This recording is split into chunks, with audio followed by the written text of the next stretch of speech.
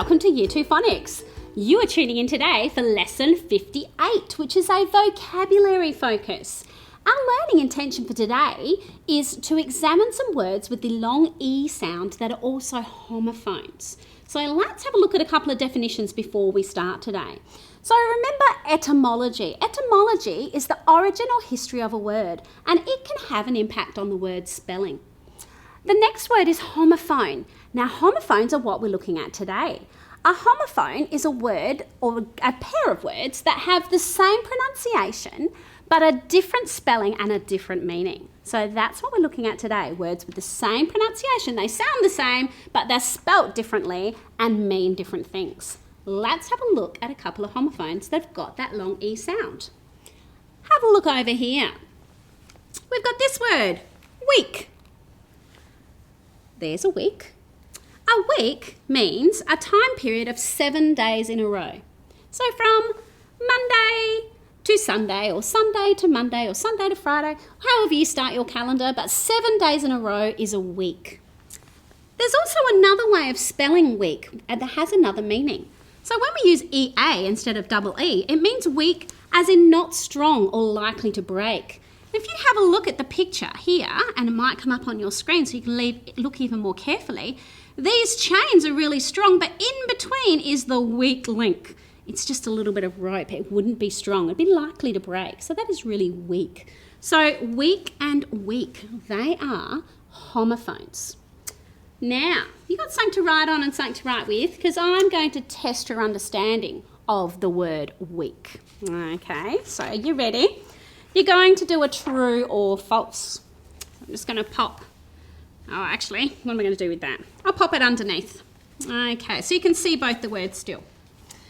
Okay, you've got something to write on, something to write with. You only have to do 1, 2, and 3, and then you're going to write true or false. Okay, ready for the first one? Number 1, there are 7 days in a week. True or false? Write that down. Good job. Number 2, the weak bridge was very safe. True or false? Have a look at what weak it is. Have a think of the definition. Is that weak bridge very safe? True or false? The third one, look at this man carrying this big heavy box. He's a weak man and he thought the box was hard to carry. The weak man thought the box was hard to carry. If he was weak, would he think it was hard to carry? True or false?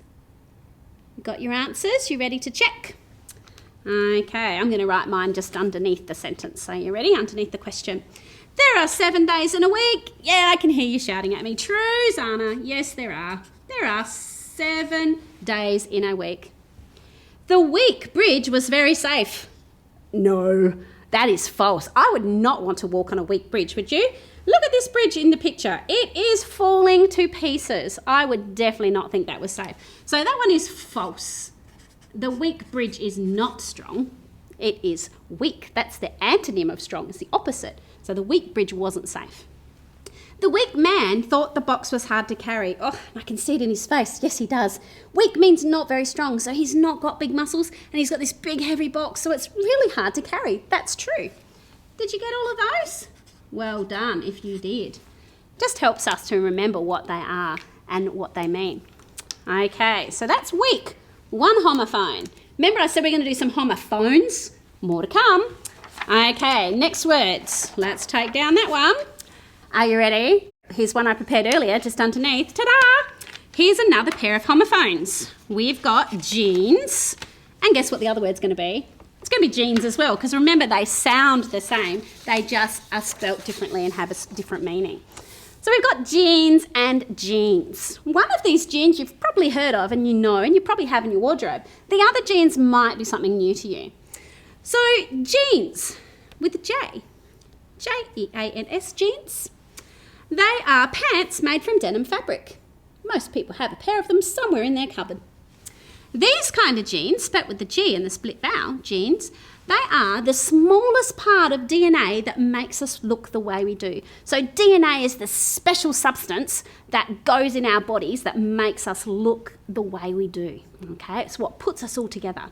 So, let's have a look and see you can answer some questions to tell me if you understand the difference between genes and genes. You ready? These ones aren't true or false. These ones, you have to pick the right word. Aha. The pictures are going to help us a little bit here. So he wore which jeans to the beach? Is it jeans with spelling number 1? Or is it jeans with spelling number 2? Which jeans did he wear to the beach? Write it down. You got it? Let's check. I'm going to do it straight away.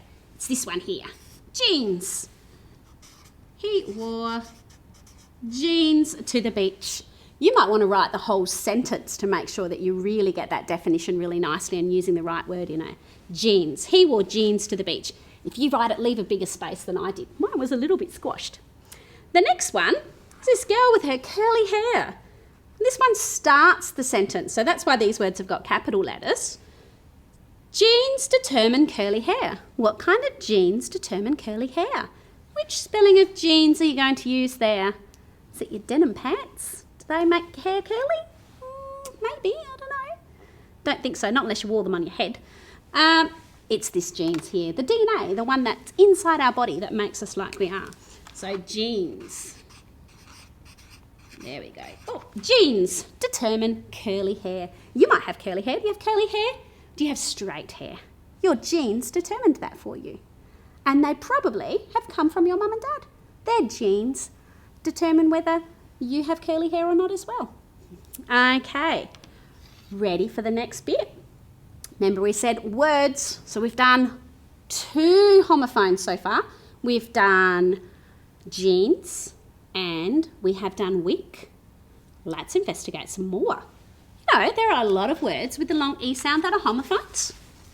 Let's see some more of them. I'm just going to take these ones down quickly so that we can have a look at some more words. Because remember, the only way to learn these words is to read and write them lots of times and see them in lots of different places. So we have a whole heap of different ones here now. Right. Oh, all sorts of problems there. Okay, we've got our sheet. Let's have a look at these pictures. And on the side here are the homophones. So we read them all the same. They all sound the same, but they're spelt differently and they mean different things. So we're going to see if we can work out which spelling it is that matches the picture. So we've got here meat. Meat and meat. Now I remember one of these homophones by the fact that it's got the word eat in it with EA, and it is something that you eat. So that's this one here, M-E-A-T, meat. That's the meat like a steak. So is that like a steak?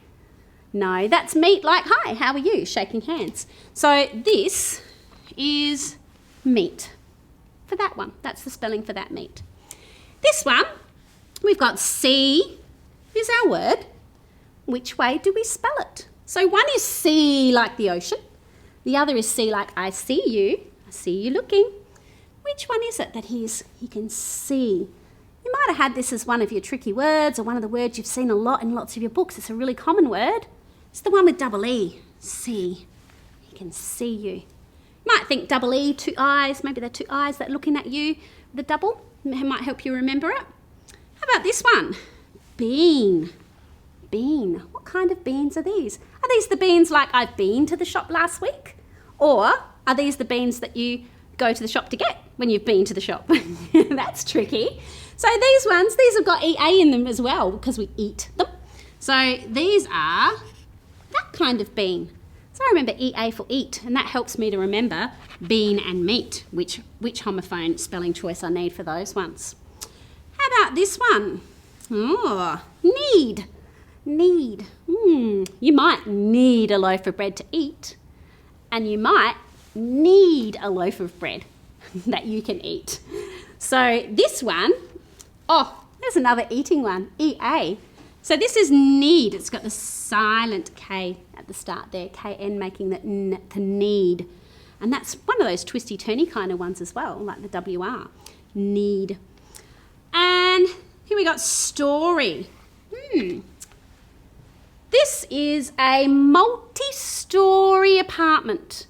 Doesn't mean it's full of lots of books that you can go in and read. It means that it's got different levels in it. So they're called stories in a building. So one of them is a story like you read, and one of them is the story like the layers in a building. So how do we tell which one is which? The one with EY is the story like in the buildings. So you might remember key. You need a key to get into a house that has stories. So that one with EY is story. That's the correct spelling choice for that one. The last one is a piece. It's a piece of a puzzle. Is it peace? One of those pieces means like not fighting with someone, to have peace or peace and quiet. The other one is a piece, like a piece of pie. So this is a piece of something else, like a piece of pie. And I can see the word pie in piece. Makes a different sound, but I can see the word in there. So this is the kind of piece it is. It's a piece, one part of a bigger thing. There we go. It's tricky, isn't it? And there's lots of different ways that you might need to learn to remember which homophone and which spelling to use for those homophones, because they make a big difference, don't they? Because I go to meet my friend. I don't need to turn my friend into steak, do I? Or hit them with steaks or something. So you want to make sure when you're doing your spelling that you get the right spelling choice. And it just comes through lots of practice. So there's a whole heap more. Who would have known there were so many words with the long E sound that were homophones? But guess what? Like that famous steak advert, wait, there's more. There are some more for us to look at. I'm going to put up some words now that are word pairs, homophones. Some of them we've seen already and some of them we haven't. We're going to play a little bit of a game. Okay, so have you got something to write on and write with? This is going to be the fun part now.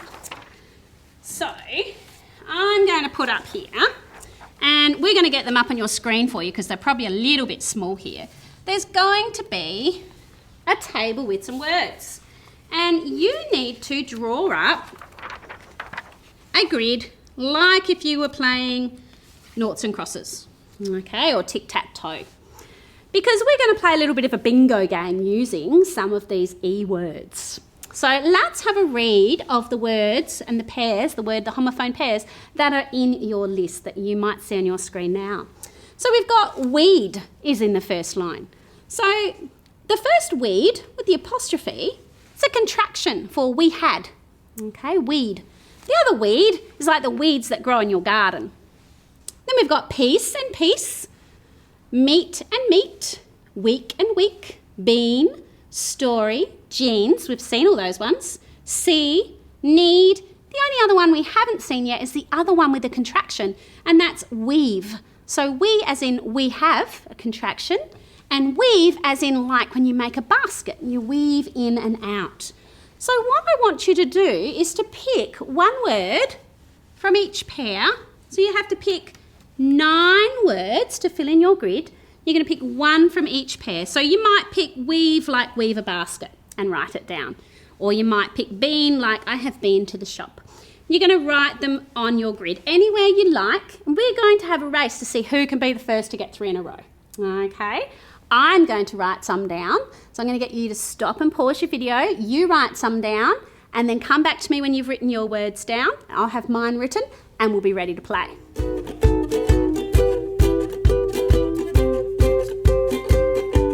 How did you go? Have you got your 9 words on your grid? I've got mine. I wonder, are you going to get 3 in a row before I do? Let's see. Okay, I've got some pictures here that represent some of these words. If I hold up a picture that you've got on your grid, you can put a cross through it. I'm going to get a big fat tester to do mine. If you get 3 in a row, woohoo, you can shout bingo or something like that. I'll listen really carefully and do my best to hear, but if you get bingo and I don't hear you and we're still playing, see how many you can get. See if you can beat me. As soon as I get 3, we're going to stop the game. Okay? Are you ready? The first one is week, like a week chain with EA. Oh, I don't have that one. You're already in front of me if you got that one.